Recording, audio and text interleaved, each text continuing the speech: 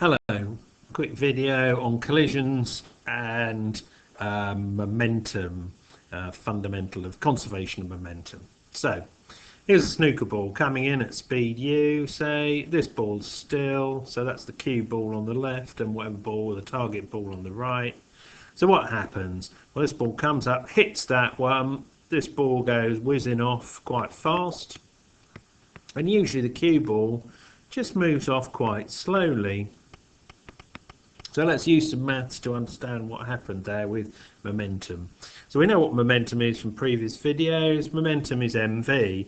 And we also learned about impulses. So impulses are forces times time. So one body can impulse to another, one can hit another, and we get an impulse between the two. And we know that the impulse will be the change in momentum. So how does that work here with these two balls? Well, we're going to get an impulse between the two balls as they hit. So the left ball gives an impulse to the right hand ball, so that one's going to start setting off in that direction. And the right hand ball, effectively you've got the opposite action and reaction impulse going that way, which slows the left hand ball down. What I'm going to do is set it up with below with some numbers so we can see what's going on, the before and after. Okay, so the top row is the before. So if I've got a ball coming in generally at speed u1, that's the, and we hit a ball on the right hand ball which could actually be moving at u2, yeah, so that's what the situation is before. Then they hit, clearly u1's got to be greater than u2, hasn't it, to catch up and hit it. Then we have the impulse which changes everything. And afterwards, the left-hand ball is travelling at v1 and the right-hand ball is travelling at v2.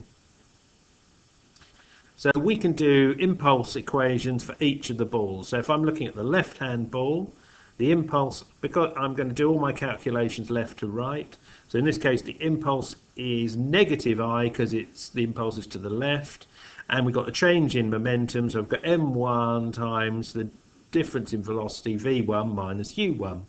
And on the right hand ball, well, it's got an impulse that's speeding it up, and the change in momentum is going to be m2 times v2 minus u2. That's the increase, the change in momentum. And I can equate those two, can't I? I'll make just using the fact that the left hand side is minus I, there we go, and the right hand side is from the right hand ball. I'm going to take those off. What I'm now going to do is rearrange this, and what I'm going to do is arrange all the momentum before on the left hand side.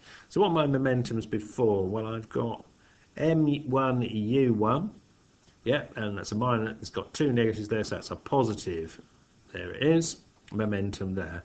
And then I've got my initial velocity for the second ball, that's m2u2. It's negative at present. When I change sides, it becomes positive. So what I've got on the left hand side is the momentum before.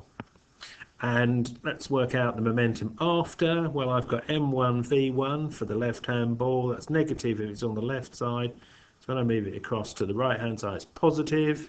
And then I've got m2 v2, which is the momentum of the right hand ball. So there we go, that's the momentum afterwards. And what have I proved? Well, I've proved that the momentum before equals the momentum afterwards. So in a collision between two objects like this, two balls, we get conservation of momentum. So here's a quick summary. Because the impulse between the bodies is equal and opposite, so the change in momentum on each one is going to be the same. So I get the equation, the momentum before equals the momentum afterwards for the system, and we've got conservation of momentum.